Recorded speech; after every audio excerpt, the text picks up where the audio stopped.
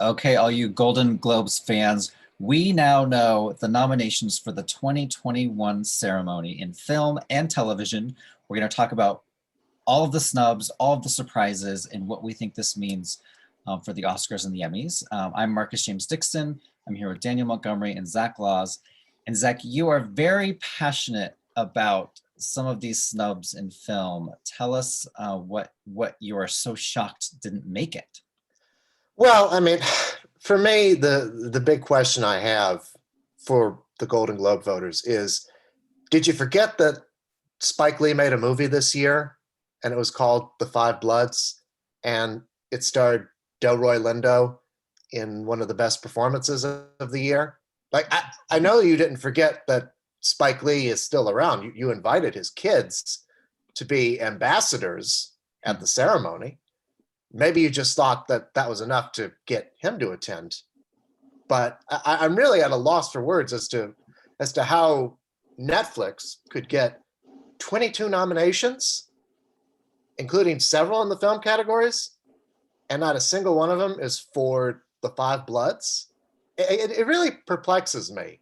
And I think You're it speaks angry. to, yeah, I'm angry. And let me just say, Oscar voters, if you're watching, which I'm sure you are. In fact, I know you're watching because you want to know which way you should go. And I'm going to tell you, don't make the same mistake that the Golden Globes did. Nominate The Five Bloods for Best Picture. Nominate Spike Lee for Best Director. Nominate Delroy Lindo for Best Actor. And then I won't be upset. And neither will. It's all about you. And neither will the vast majority of fans, because the one silver lining to this snub is that it's brought so much attention to The Five Bloods. I think a lot of people just kind of assumed that it was in the race kind of securely. But now that this has happened, I hope that it will inspire Oscar voters to really rally behind what is one of the most exceptional movies of the year. I'm going to table it there for a little while and let somebody else talk about some snubs so that I can calm down a little bit from this one. Daniel, are you as mad about anything that happened in today's Golden Globe nominations as Zach is? I don't know. I'm not as mad necessarily about The Five Bloods, only because I wasn't too. So the only nominations that absolutely surprised me that it missed were Delroy and Chadwick for supporting. Like, I knew Chadwick was going to get the nomination for Ma Rainey, which he did, and so maybe they would think they wouldn't need to give him the extra one for The Five Bloods in supporting. But like, other actors got multiple nominations this year, so it seems odd that he wasn't one of them. But yeah, like, I noticed that in the film Best Picture races, a lot of the films that overperformed were like white-dominated stories, and a lot of the films that underperformed, like The Five Bloods, were Black centered stories or other people of color. So let's just talk about who those nominees for Best Drama are. Best Drama film is The Father, Mank, Nomadland, Promising Young Woman, probably the biggest surprise in that category, and Trial of the Chicago 7. And the comedy musical nominees are Borat, the sequel, subsequent movie film, Hamilton, Palm Springs, Music, another huge surprise, and The Prom. Of those 10, only Hamilton is led by actors of color, while Ma Rainey didn't get into Best Picture. The Five Bloods didn't get in. Sound of Metal didn't get in, although Riz Ahmed got nominated. What am I missing? One Night in Miami. One Night in Miami didn't get in, although Regina King did get nominated for Best Director. And it got Leslie Odom for acting and songwriting, so not a loss there. And there are a lot of like people of color nominated in acting categories, creative categories. 2 women of color for Best Director, Chloe Zhao and Regina King. So it's just weird that they sort of veered in the Best Picture categories to towards the less melaninated films. We've gone this long. We haven't mentioned Meryl Streep. She was predicted to get 1, possibly 2 nominations, and she was snubbed for both of them. Let Them All Talk and The Prom. She was the front runner to win for the prom. Yeah, and which it's really weird because she got universally praised for the prom. Her co-star James Corden, some people had issues with his performance, but he did get nominated, so they clearly watched it. Some other snubs I wanted to mention: Tom Hanks, News of the World; Stephen Ewan, Minari; Sophia Loren. I really thought she would get in. They love when the legends come back and do something. No Zendaya for Malcolm and Marie. And then on the comedy side, no Pete Davidson or Jamie Dornan or Rashida Jones or Kristen Milioti. Yeah, there's a lot of snubs, but I mean, overall, are we happy with the list of nominations on the film side? I mean, I think there's things to be happy about. Daniel mentioned Promising Young Woman, and I think this is a major boost to that movie. I think it was good to remain cautiously optimistic about that film's chances with awards voters because of how dark and deeply disturbing the subject matter is. But I think that its strong haul today not only puts it squarely in the Best Picture and Best Director and Best Screenplay races at the Oscars, but I think that it really could start the Carey Mulligan Oscar win train. She is up against, in her category, two people, Viola Davis and Frances McDormand, who have already won Oscars and have already won Golden Globes. Carey Mulligan, let's remember, did not win for An Education. So she could be rewarded for this. That could lead to her being rewarded at SAG. Certainly she could be rewarded at BAFTA. And, what's next after that? This could be our new Oscar frontrunner.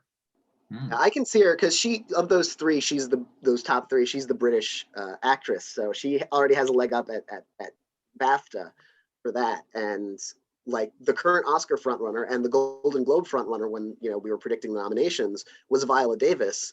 Ma Rainey, as we discussed earlier, underperformed. It didn't get in Best Picture. It only got in Viola and Chadwick. So I feel like this probably moves Carey Mulligan to the front of the pack for the Globes. And we'll see what happens. As we're recording this, it's the Golden Globe nominations morning, but tomorrow is the SAG nominations. And what will be interesting there is if Promising Young Woman not only gets in for Carey, but for ensemble, we might have a Best Actress frontrunner. Because it would be a sign that not just the performance is resonating, but the film as a whole, which will be huge for her just in general.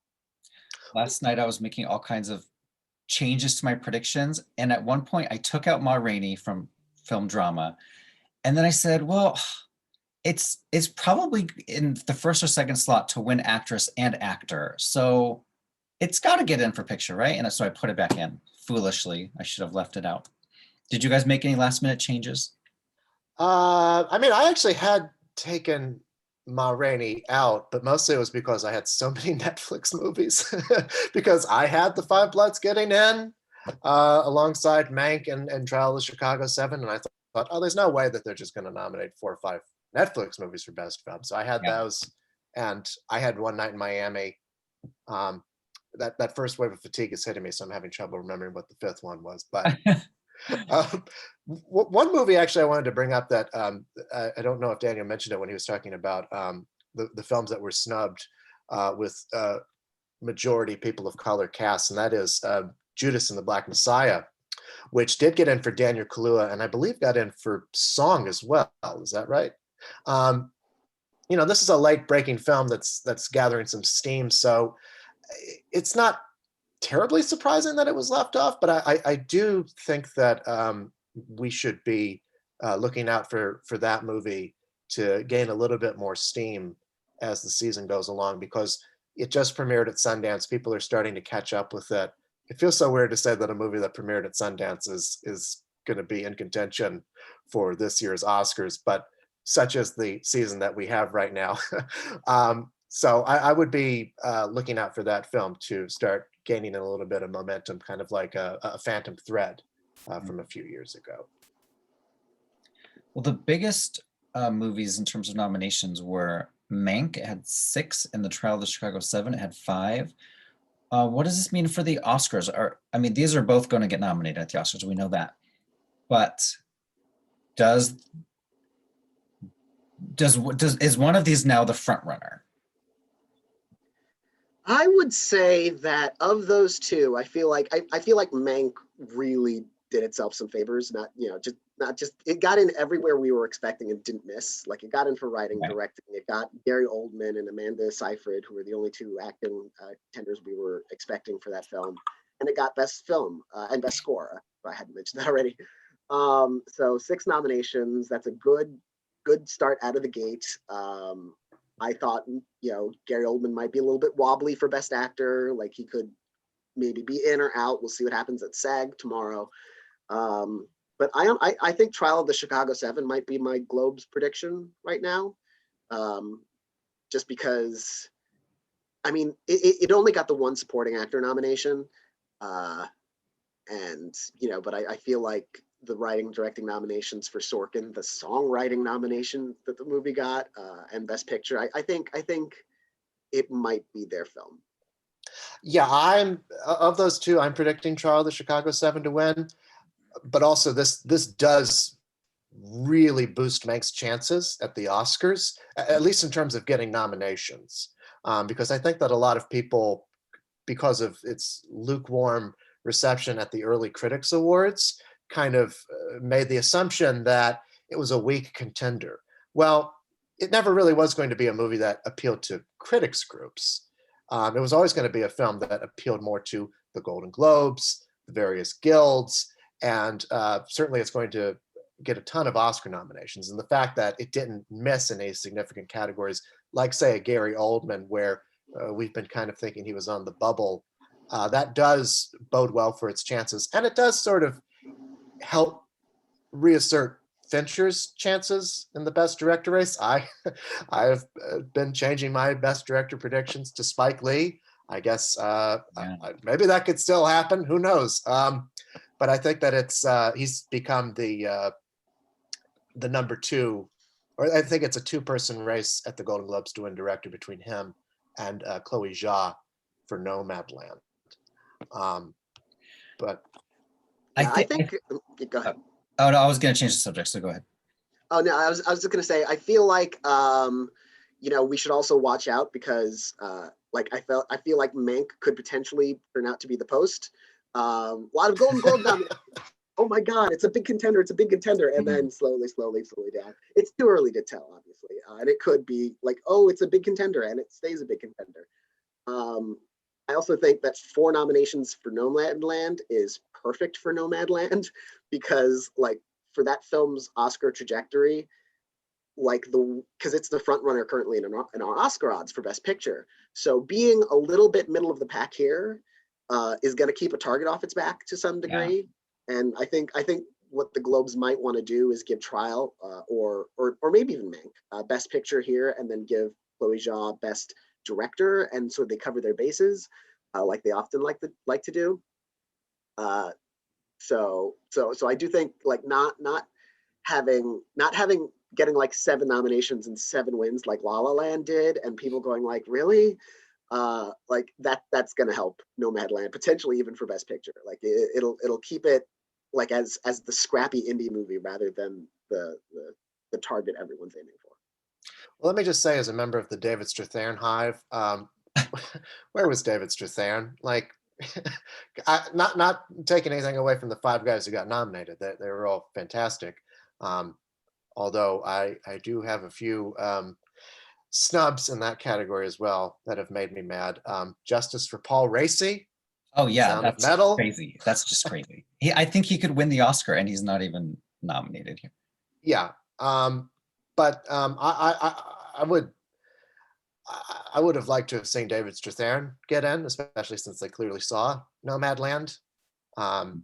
It makes me wonder what his chances are at SAG and ultimately the Oscars. Well, maybe he should have been on Netflix then. Maybe he would have gotten nominated. Exactly. One thing that we need to stop doing is we need to stop predicting Zendaya for a Golden Globe, because we did this last year too for Euphoria, She got snubbed there, and then she went on to win the Emmy, and we're like, okay, well, maybe the Globes, they just didn't see Euphoria. But no, they snubbed her again, this time on the film side. So I'm not predicting her ever again until she gets in. Yeah. Well, the industry likes her. Watch her get the SAG and Oscar nomination now. It would be so crazy. I mean, because you would think that if there was anywhere that Zendaya was going to be a big contender for Euphoria and subsequently Malcolm and Marie, it would have been at the Golden Globes. Yeah. But it's these industry awards that like her. So I'm really curious to see what happens tomorrow at SAG, if she can come back. Otherwise, I don't know what this means ultimately for her Oscar chances. It's not as though Netflix is, in need of Best Actress contenders. They got what? Let's see here: Viola Davis, Vanessa Kirby. Like that's a pretty good haul for them. And they missed people like Sophia Loren, Amy Adams. They've got a lot of possibilities. Well, any last thoughts on the film before we switch over to TV? Other than just to say that we are as surprised as all of you about music. Oh yeah. I heard that name called and I'm like, what's that? And when I looked it up, I remembered it's the Sia movie about that I remember has gotten controversy because of the way it tackles autism. I can't speak to it personally because I have not seen the film yet, but that was shocking that it beat On the Rocks for Best Picture nomination, and it got in over Rashida and Meryl for Kate Hudson's lead performance. So like Globes are gonna globe. And the thing about the Globes is that they're only like between 90 and 100 voters. So like literally it doesn't take, like, it's not as hard to get people to watch something if you only have to get like 90 people to put your movie on their radar. So you get weird stuff like that happening. The SAG Awards are a little trickier because you need to reach like thousands of nomination committee members. I think Chris Beecham, who puts together the Prediction Center, I think he said every nomination was in our Prediction Center except for music. Except for music and Kate Hudson. Even though the weird shockers that maybe you've never heard of, they were in there. Just we missed music. Sorry. It happened. Real quick before I move on, to the last Netflix Best Actress nominee this year was Rosamund Pike for I Care a Lot, which is another one of these late-breaking movies. I wanted to say that because I could just hear the people on YouTube commenting right now about how could you have forgotten that one person, Oscar expert. So. On the TV side, the comedy nominees are Emily in Paris, The Flight Attendant, The Great, Schitt's Creek, and Ted Lasso. And the dramas are The Crown, Lovecraft Country, The Mandalorian, Ozark, and Ratchet. Now the group of us did a prediction slugfest, and for drama, I thought The Boys would win. Daniel thought Bridgerton would win. And Zach, you were picking Mandalorian? Mandalorian, so, yeah. Zach, at least your show got in. Daniel, our shows were just left off. Like nothing, no acting nominations either for The Boys or Bridgerton. I mean, those surprised me, especially Bridgerton, because that was such a huge hit for Netflix and it premiered at just the right time. I'm really at a loss for words as to how that didn't appeal to them. It's completely shocking. I thought they could have done a Homeland and won series actor and actress, and it didn't get anywhere. I mean, in all this Netflix love, that Netflix got so many nominations, and to miss out on the hottest show of the year is strange to me. Now watching season 2, they're going to nominate Bridgerton for like 5 or 6. They're going to make it up next year. I wonder if it maybe was a little late because it premiered on Christmas Day.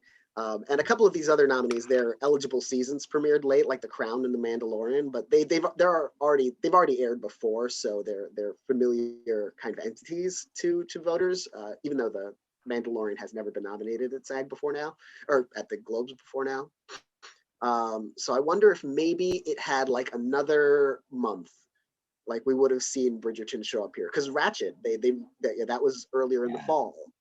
Lovecraft Country was late summer.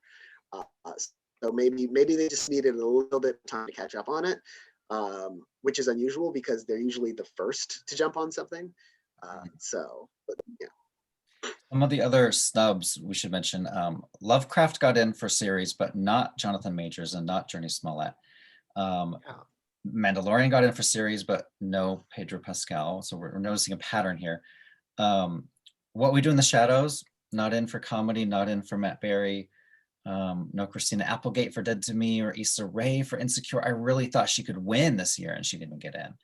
No Mrs. America and no Uzo Aduba, but Kate Blanchett gets in.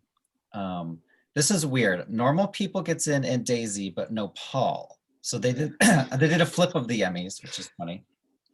And no Tom Pelphrey for Ozark. I don't know what to say. And they still nominated it all across the board.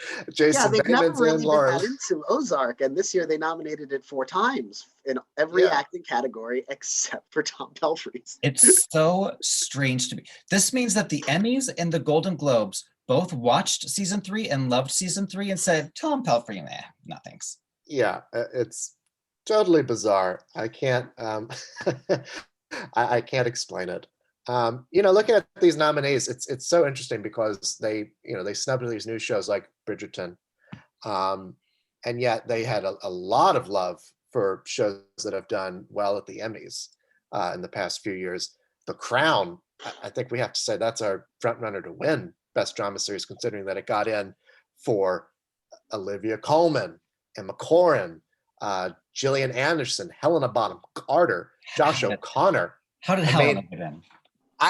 They love the show, clearly, although not enough to nominate Tobias Menzies.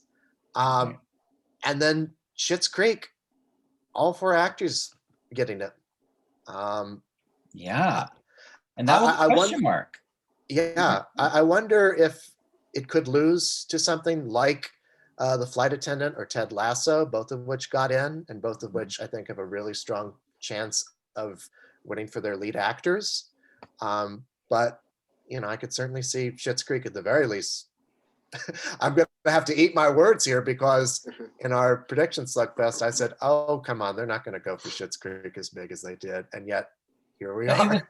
But you were right to say that because they have never nominated Schitt's Creek for anything. Even last year, like season 5 was the year it broke in at the Emmys with 3 or 4 nominations, and they even snubbed it last year. So this is an example of either they were late to the party and they finally watched the show, or they feel so guilty that that's what's causing these nominations. It's one or the other. Yeah, I feel like I think Ted Lasso and The Flight Attendant are normally your kind of new show that wins. I wonder if having both of them in, and both of them sort of on equal footing, they both got series and lead actor or lead actress for their stars. Like if they can't choose between the two, the fact that Schitt's Creek is there and it's nominated for everything, that might just be it might be able to avoid that kind of new car smell that the Golden Globes usually love.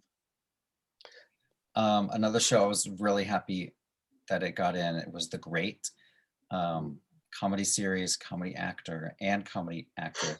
And the actor thing's interesting because Nicholas Hoult, he was contending and supporting, and then they made this switch to lead just about a month ago, and it clearly worked out.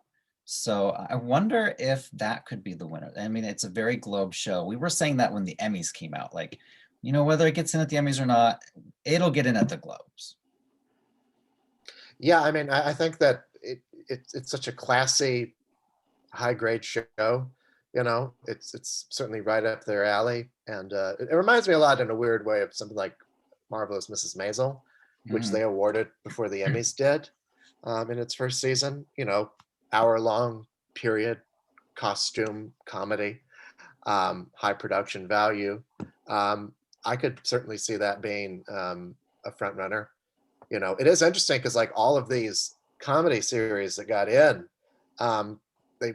they weren't really snubbed anywhere that you would expect. I mean, The Flight Attendant and Ted Lasso both got in for their main stars. The Great got in for both Nicholas and Elle. Emily in Paris got in for Lily Collins. So, clearly they really loved these shows that they nominated for Best Comedy Series, as opposed to over on the drama side where they nominated the show and all of their actors got snubbed. So it makes you wonder how they even got nominated in the first place. Yeah, that is very interesting. Do you guys, if you had to predict right now your comedy series pick and your drama series pick, what would it be? For me, I don't think I'm going to pick Schitt's Creek. I may go with either Ted Lasso or The Great. I don't know. I may go with Ted Lasso because they always pair up. So I think they could do Ted Lasso for series and then Jason Sudeikis for actor. And then that would free them up in comedy actress to give it to Catherine O'Hara, who this is her first nomination at the Globes ever in the history of her career. I can't believe it's taken this long. And then for drama, I think I have to just go with The Crown. How could you not? Yeah, I would pick The Crown for drama. For comedy, I might switch it up. I might go with the pairing of Kaylee Cuoco and The Flight Attendant. Interesting. Yeah, because that is like a red hot show, and I think Kaylee Cuoco has got Golden Globe winner written all over her, possibly even future Emmy winner since Catherine O'Hara is not there this year. And Daniel? Yeah. I'd go with Schitt's Creek just on the volume of those nominations. It didn't miss anywhere. Even Annie Murphy, who I feel like would have been the likeliest to drop out, just because supporting includes movies or TV movies, limited series, dramas, and comedies, and they still put her into their 5. So I'd say Schitt's Creek takes that. Drama is tougher. The Crown on paper is like the obvious choice, just because it got everything. But like it is still very rare for them to go back to the well, like once a show has already won to give it series again. So I really think Ozark could be a threat because it got everything but poor Tom Pelphrey. And that's probably it. Ratched is the 3rd most nominated series for Best Drama Series, and its only other nomination is Sarah Paulson. So I think that's. Oh, it got in for Cynthia Nixon too. Oh, Cynthia Nixon. Sorry. Yeah. Yes. And so actually, that's also a possibility. It's a new show. It's actually, is it the only? No, it's the only new show that got multiple nominations. Oh yeah, you're right. Yeah, the only new show that got multiple nominations, and they liked it better than I expected, given that they gave it series and Cynthia Nixon in addition to Sarah Paulson, who I think most of us were pretty sure would probably get in.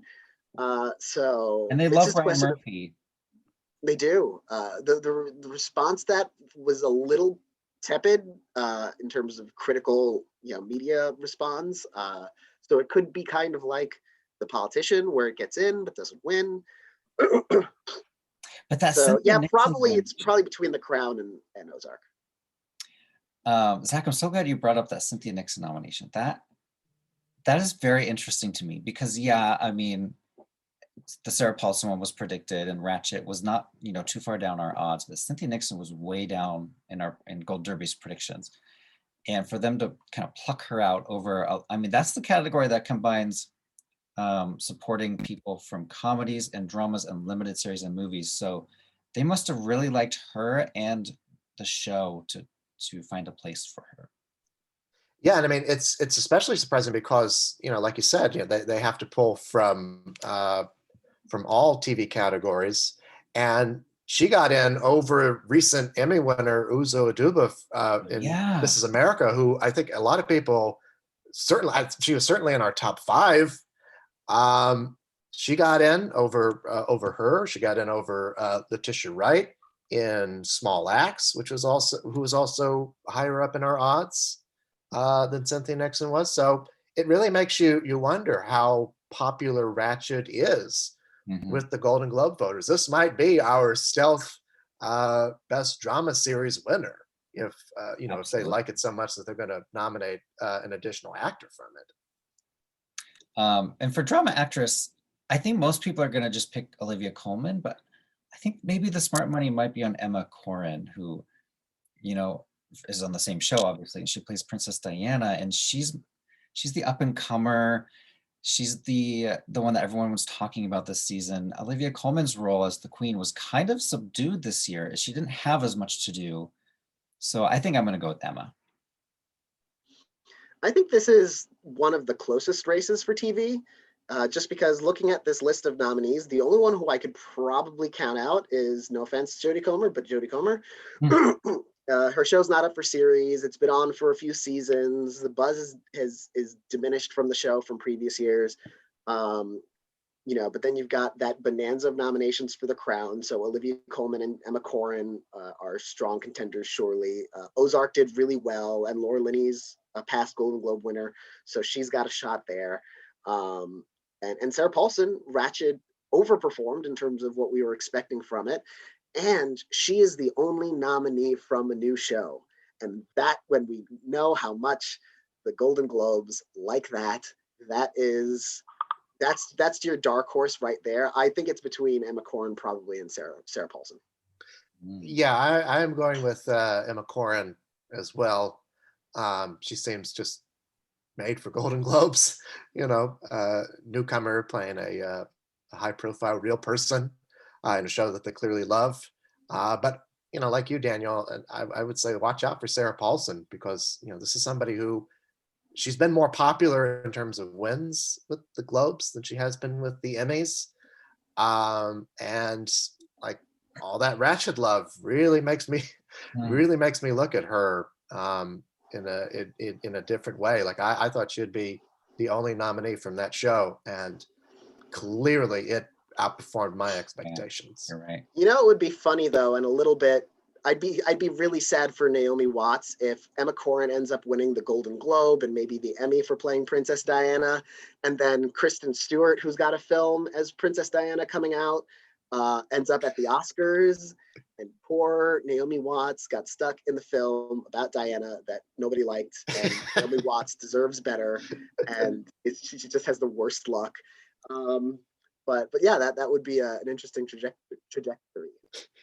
Well, we are almost out of time. Maybe we should end by just talking about the one nomination we hope wins on Golden Globe night, film or TV. We didn't even talk about Small Axe or Queen's Gambit. But I guess mine would be Gillian Anderson, The Crown. This, for me, was the performance of the year. I've always been a Gillian fan since Dana Scully, and she completely was, you know, unrecognizable in this role. So I have a feeling she is winning, so I will be happy, but I also hope she wins. What about you guys?